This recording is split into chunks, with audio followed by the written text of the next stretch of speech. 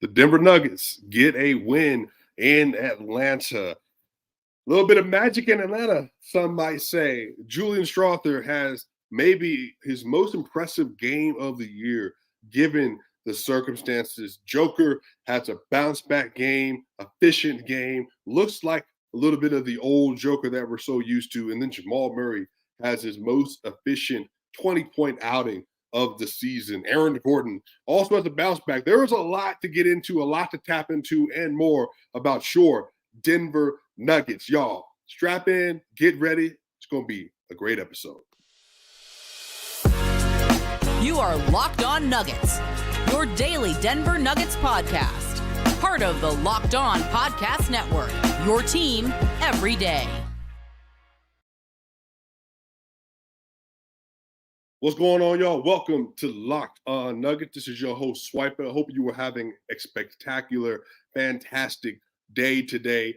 Welcome to the show, Locked On Nuggets, your team every day. Here, we are getting ready to talk about the Denver Nuggets playing versus the Atlanta Hawks, and really a game that needed to happen, a win that needed to happen. And there's a lot of stuff to tap into, y'all, but make sure you are liking, sharing, and subscribing, all the great things we have going on here at Locked On Nuggets, trying to give you a show each and every day.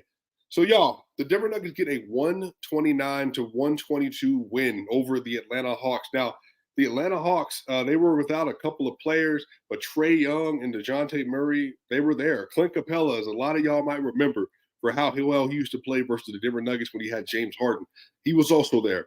And this game was pretty interesting because it started out looking like it was going to be another low performance for the Denver Nuggets.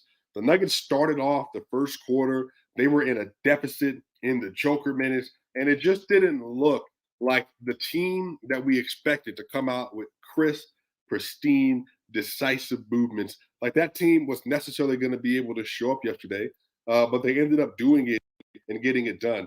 Joker started off the game, and he starts off, I believe, with 8 points inside of that first quarter, rebounding well. But, the Atlanta Hawks, they were kind of hitting from all over the place. And so they were really putting a lot of pressure on the Denver Nuggets defense. But thankfully, the Nuggets were really able to respond very well in the second quarter. And, there's a lot of people to point to as to why this would be something that would be a moment for the Nuggets to kind of pull from, but also for why a lot of Nuggets fans should be hopeful.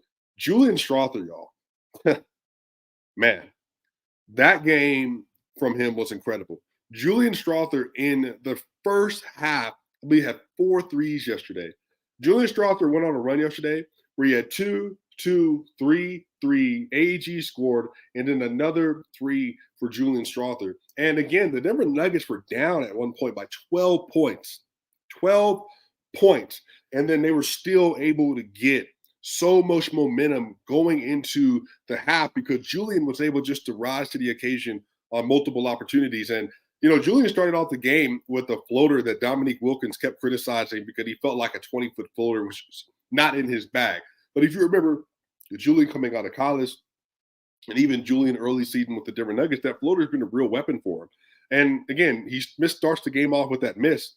But basically makes 7 straight shots and really had something where he came off of a pin down. It looked like he was going to cut to the baseline and then ran out to the left wing, caught a nice little in-motion, wide open three-pointer, was able to put it home.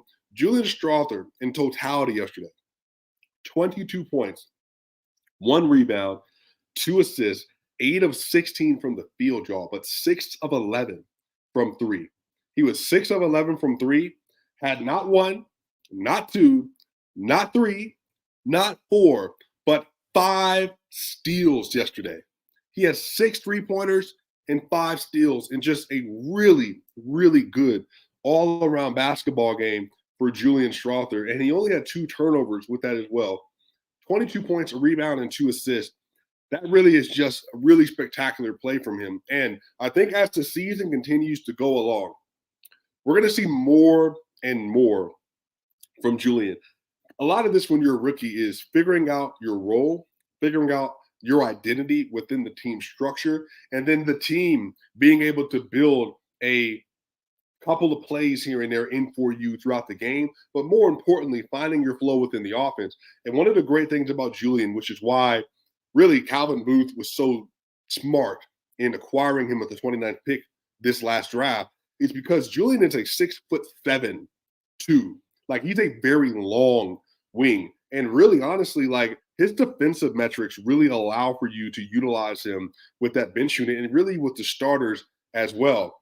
Now, one of the things that's kind of happening with all this is Julian was able to stay in the game really almost to close out that second quarter because Michael Porter Jr., who's been averaging basically 19 and 8 and 2 the last 10 games on great efficiency, Porter yesterday just had one of those games where he couldn't get anything to go down. He had 3.7 rebounds and 3 assists, and he was 1 for 11 from the field and 0 of 4 from 3. Well, Porter, again, has been playing really well, but yesterday he just did not seem to be able to get in rhythm, and he had multiple open attempts. He had a left wing corner three-point shot that he got twice in the fourth quarter, was not able to execute on some of those shots, which is what led to the game coming down a little closer than it could have been. But again, just a really, really solid game from Julian Strawther, and it really aided the Nuggets in being able to make that comeback in the second quarter. But another great point to this, similar to how they went on an 18-0 run versus the Houston Rockets in the fourth quarter, the Denver Nuggets at one point in the second quarter went on a 23-12 run to close the half, and they ended the half up 65-62 after being down, like I said, about 12 points. And so the team kind of got to figure out a little bit more of its identity and kind of find a resurgence a little bit. And again, it's not that they're not champions. It's not that they don't have championship DNA. All that stuff is there, but they've just been in a rut, and they've lost 3 straight games going into this game. And then Atlanta Hawks have also lost 3 straight games. So both these teams, they were battling. And I don't know, without Julian Strawther's contributions yesterday, if they would have been able to pull it out and get this victory, because he was really that integral to what they were trying to accomplish, especially in that second quarter. And then again, I talked about this for Aaron Gordon. You know, we have really been looking for Aaron Gordon to have one of those Aaron Gordon games, really, where he was dominating inside, he was getting rebounds, and he was putting the ball up, and he was getting to the free throw line and just being confident when he got to the free throw line. Aaron Gordon last night had 29 minutes played, 18 points, 12 rebounds, 1 assist, 7 of 10 from 2. He was 4 of 5, which for me is the most important thing. 4 of 5 from the free throw line, and he was a +9 in his minutes. And then also, by the way, Porter, even though he only had 3 points, was a +12 in his minutes. Just really good minutes from him, even still wasn't making a shot.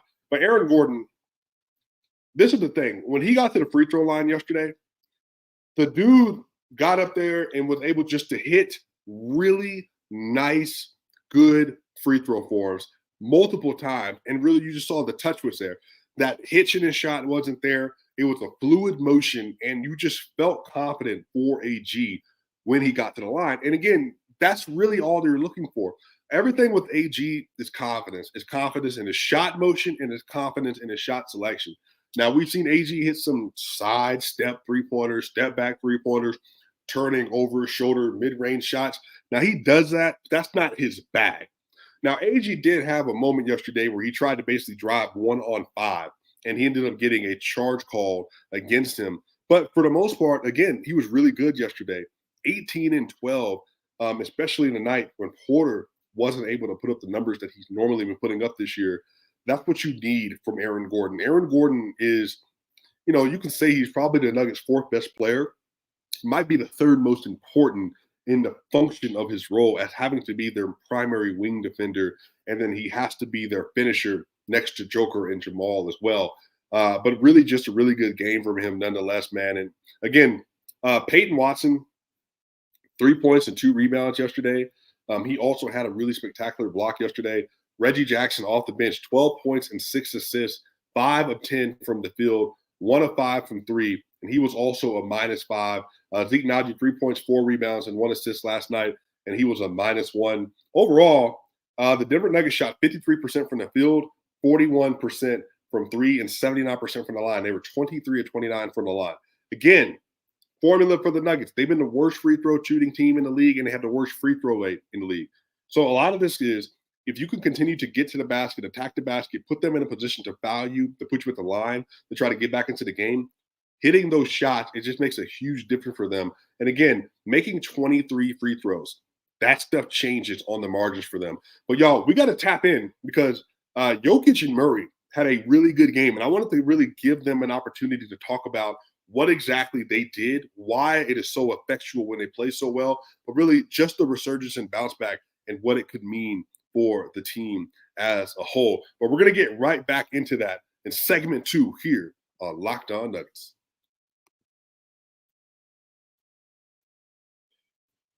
So, again, a lot of y'all know I love going to concerts. I love going to events. Big Bill Burr fan, Kendrick Lamar, you name it. And a lot of folks that you know love to tap into those things as well. One of the hardest things about buying tickets is you don't know what the best prices are going to be. You don't know what the seat locations are going to look like. And then on top of that, if you do end up buying tickets, you end up later regretting it because you didn't get the deal that you shot with Game Time. Game Time is a fast and easy way to buy tickets for all sports, music, comedy, and theater events near you. With killer last-minute deals, all-in prices, and views from your seat, they give you the best price guaranteed. So all you got to do is take the guesswork out of buying tickets with Game Time. Download the Game Time app, create an account, use code LOCKEDONNBA for $20 off your first purchase with the Game Time app. Again, terms apply, create an account, redeem code LOCKEDONNBA, LOCKEDONNBA for $20 off. Download Game Time, last minute tickets, lowest price guaranteed.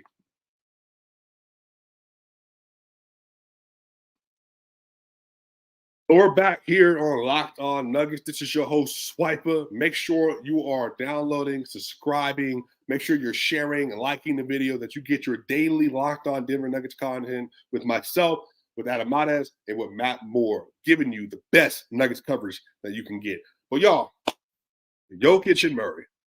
Why did you wait to talk about segment 2 with Jokic and Murray? Well, I'm so glad that you asked. But one of the things is that we know Joker has been struggling as of late.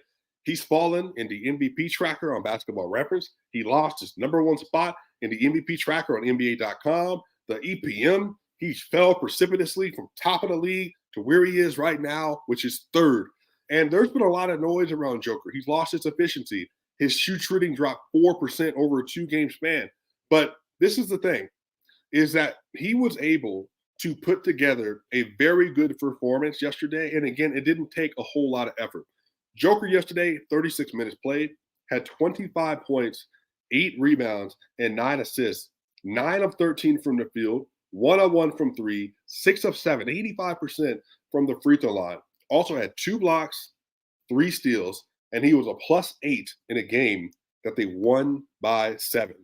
So this is the great thing, is Joker is continuing to do what he needs to do. He's playing at a high level. He's passing the ball. The rebounds weren't there because, number one, the Hawks shot 46% from the field, 39% from 3, and then the Nuggets were shooting really well. But then the rebounds went to AG. He had 12 rebounds yesterday. And they had a lot of long rebounds that went to the Hawks. The Hawks had 13 offensive rebounds to the Nuggets, 14 offensive rebounds yesterday. So the rebounding numbers were a little bit down, but really overall, he was really decisive in his movement and in his play. He was getting that little interior game going versus O.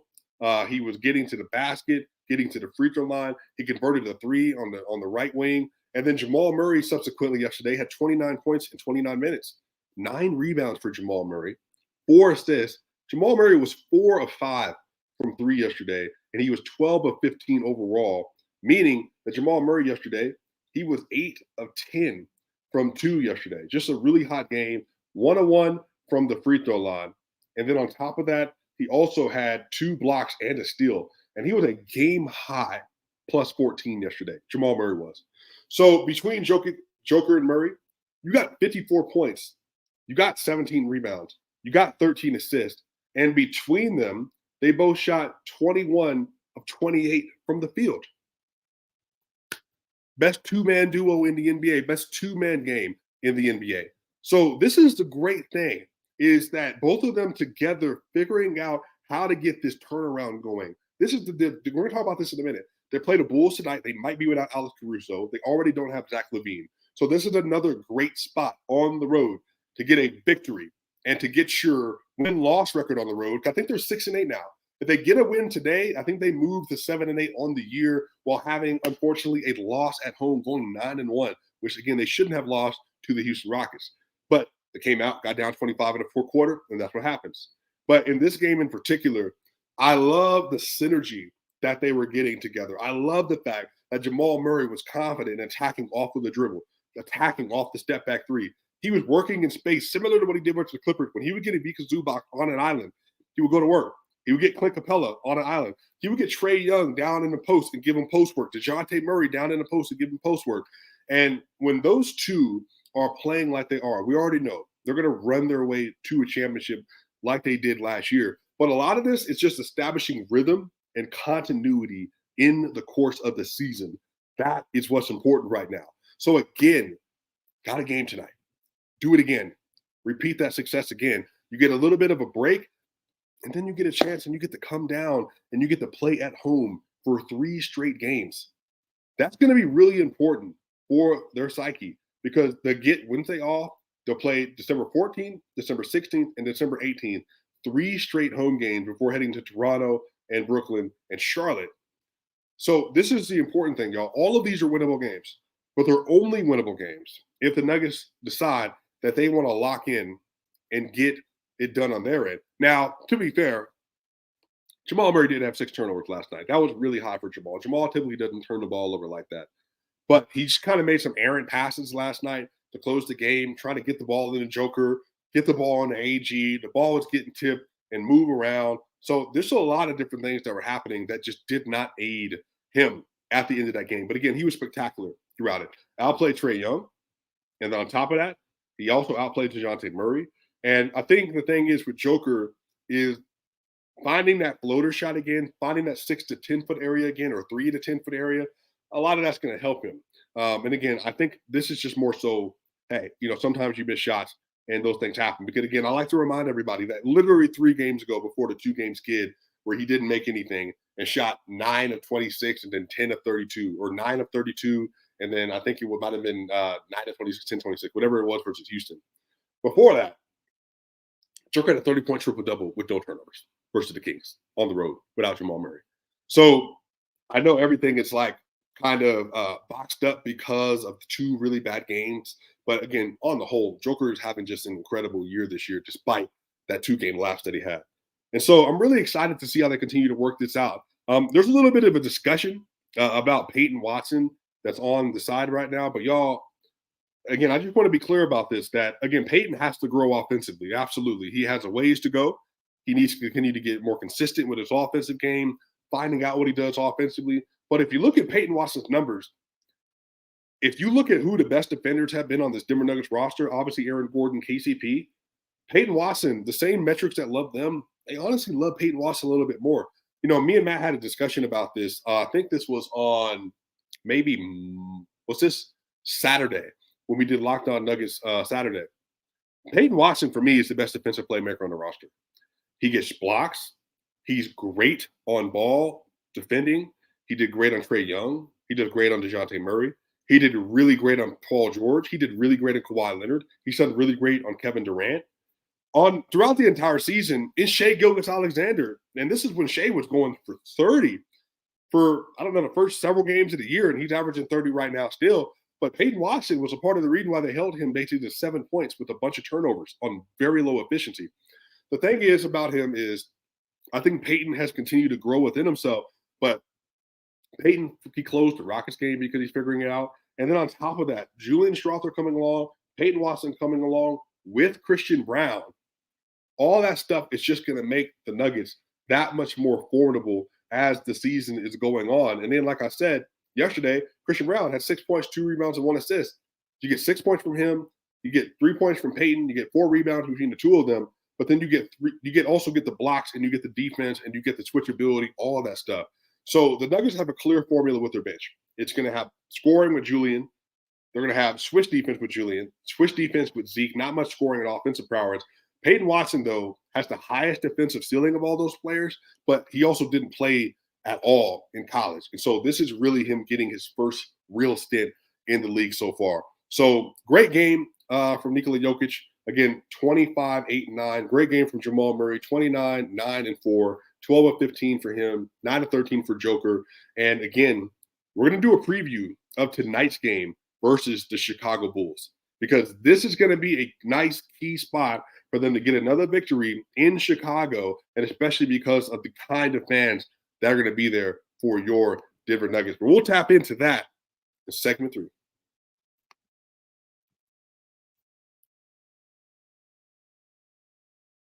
So, y'all, we are in the thick of it. The NFL season is coming down to the wire. We got 4 weeks left.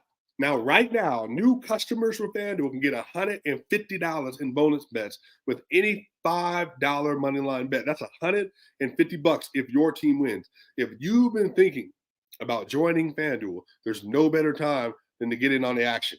The app is so easy to use with spreads, player props, over-under, and more. And again, not saying do it, but y'all, Denver Broncos, they're streaking. Cortland Sutton for an anytime touchdown has been a lot lately. Javonte Williams got his first touchdowns in 2021 this last week.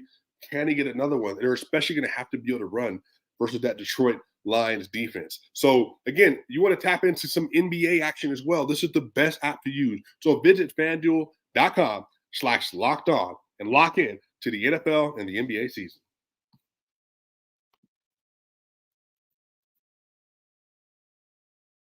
So, y'all, we are back here with the final segment here of Locked On Nuggets. And again, I hope you're enjoying today's episode. This is your host, Swiper, again. We have another episode, I think World's Finest tomorrow with Adam and Matt. That should be a very good episode, especially, obviously, if they can get the win tonight versus the Chicago Bulls. But, y'all, I'm kind of sneaky excited for tonight. I'm sneaky excited for tonight. You know, tonight probably is going to be Serbian night. In Chicago, the Denver Nuggets are a minus 7.5 favorites in Chicago. And also, as well, the game is going to be at 6 p.m. Mountain Standard Time. So, again, another earlier tip-off for the Denver Nuggets. I think it was 5:30 yesterday. It's going to be 6 p.m. today. Tonight, Zach LaVine is going to be out. Patrick Williams and Alex Caruso are both game-time decisions for the Chicago Bulls. Y'all, the Bulls' offense isn't good. Their defense hasn't been good. They haven't been able to string together a lot of wins at all. They're 9-15 on the year so far. And that team, they just don't have now they did beat the Bucks the other day. That was obviously probably their most impressive win of the year.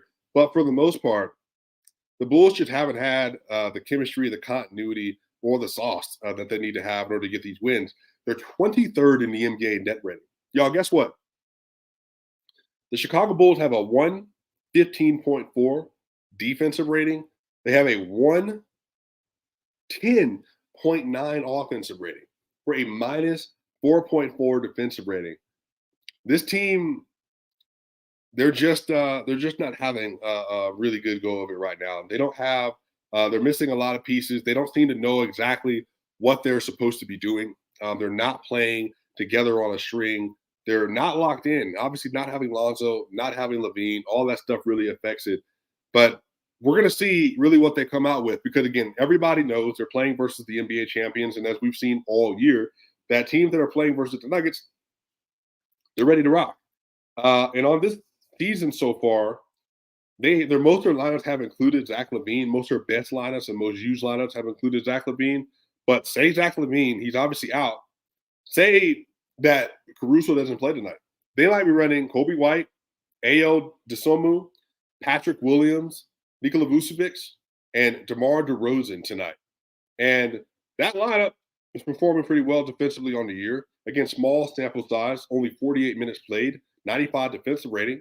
So they obviously can score the 125 offensive rating. So I do think that this game is still going to end up being something the Nuggets really have to lock into and focus in with. But without their main guys, without their best POA defender, if Caruso doesn't play, they really just should not be able to stay in the game with the Denver Nuggets. And absolutely, they have been better lately, little gaming moments. Absolutely. So don't want to discredit or disrespect anything that they're doing. But again, relative to the fact that the Nuggets just came off a 3-game losing streak, and on top of that, the Nuggets are needing to secure this victory to get back up where they want to be in the Western Conference standing. This is the game they should win, and they need to win.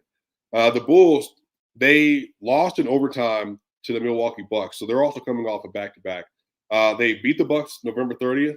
They then beat the Pelicans 124-118. They beat the Charlotte Hornets 111-100, and then they beat the San Antonio Spurs 121-112. That's really good. That's 4-5 in their last 5 games. And they play the Denver Nuggets tonight. And I think that this is a game that the Nuggets should be able to take advantage of.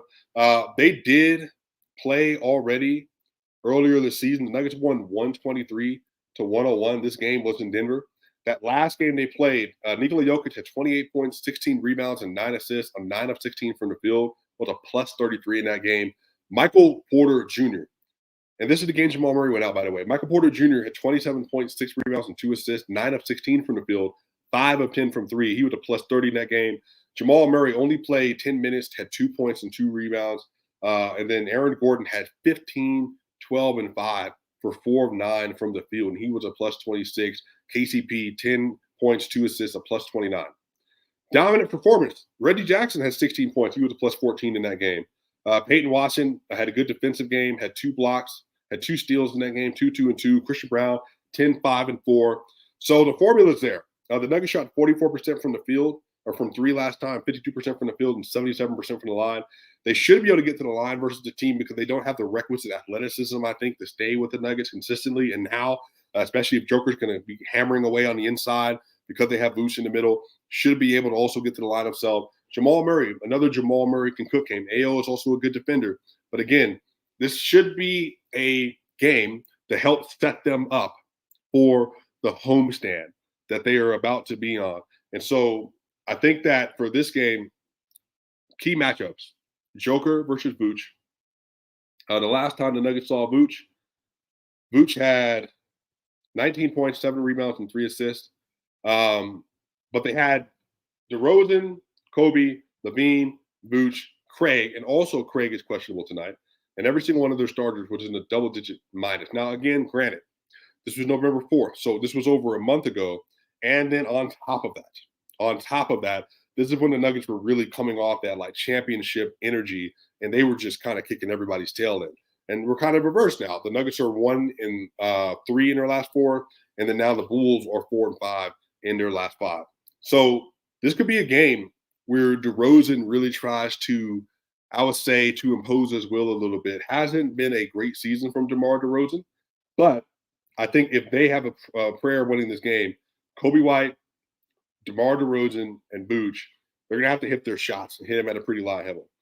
Jamal Murray also, just to be encouraged, y'all, I know he kind of rolled his ankle a little bit the other day versus the Atlanta Hawks, was able to finish and play the rest of the game.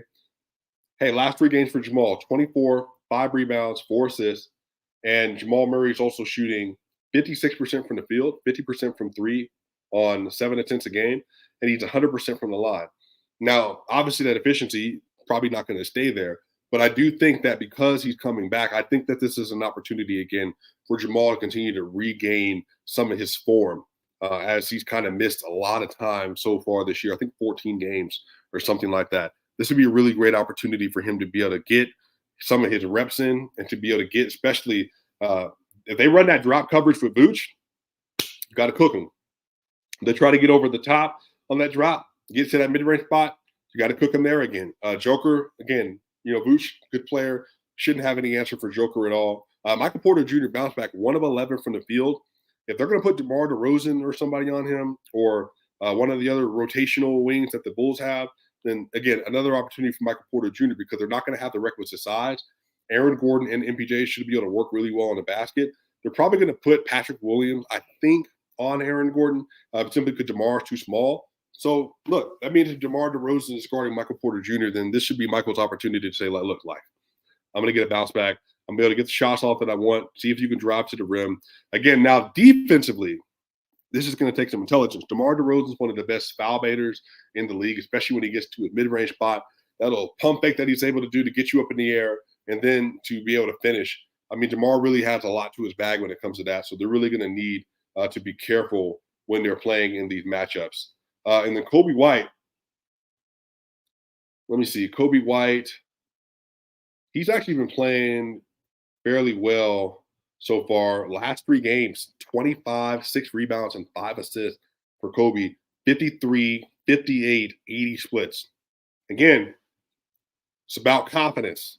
It's about finding your form. So the Nuggets are going to have to lock in defensively on Kobe, DeRozan, and Vooch. I'm really excited to see how this game turns and see if the Nuggets can stack up yet another win. So y'all, make sure y'all subscribe to Locked On Nuggets. Share this content. We will be back here tomorrow with Adam and with Matt. And then I'll be back with you on a solo show on Thursday. And then I'll have another show with Matt coming out this Friday, y'all. Hey, I'll see y'all on the other side. Y'all know what time it is. See you soon.